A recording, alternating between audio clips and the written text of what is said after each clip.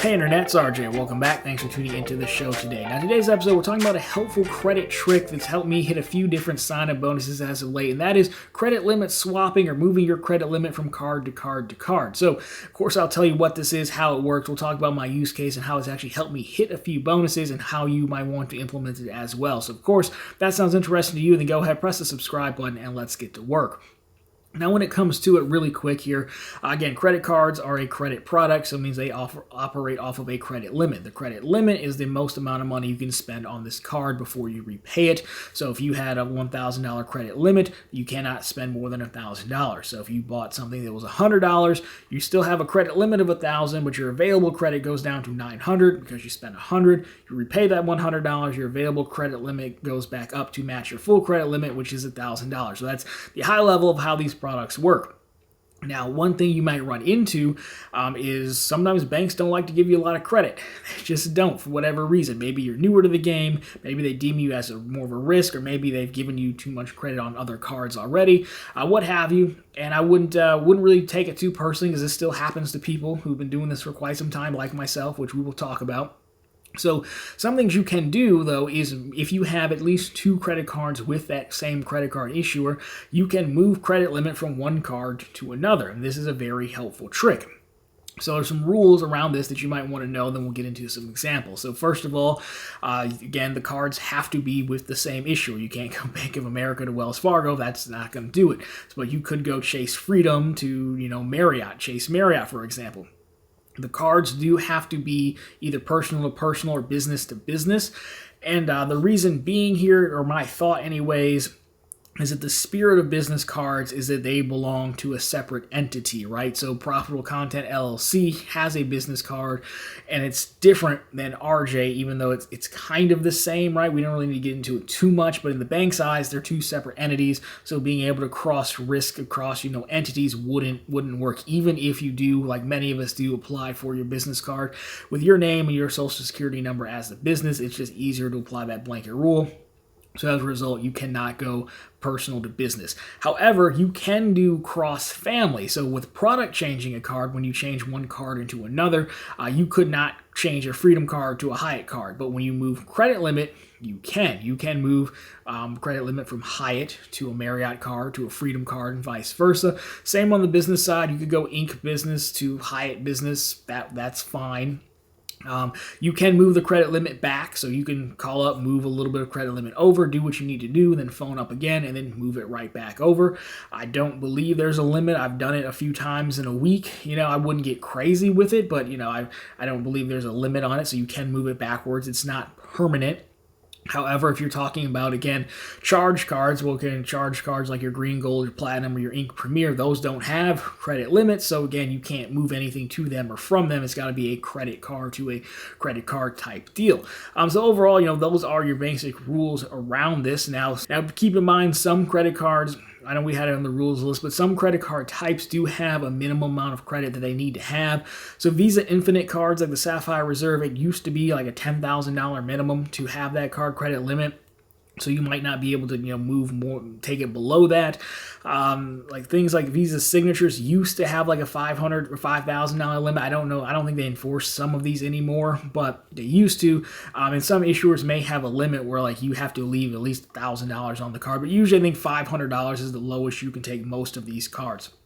Anything lower than that, the account would end up being closed potentially. So at least ask them, because it's going to differ issuer to issuer and product to product. Ask them, what's the lowest I can take this card to, and it still remain open if you want to keep it open. Now, some use cases, how this would come in handy.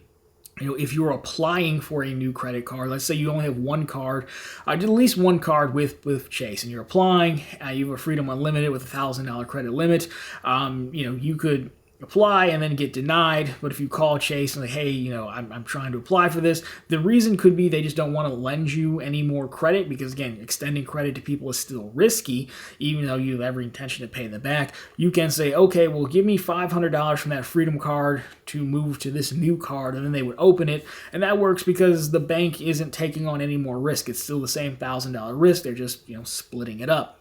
You get your new card, they get to open a new account, all is right in the world. So that works sometimes. Chase is starting to ask people they want to do that at application. Again, you have to have at least one card with them to do that.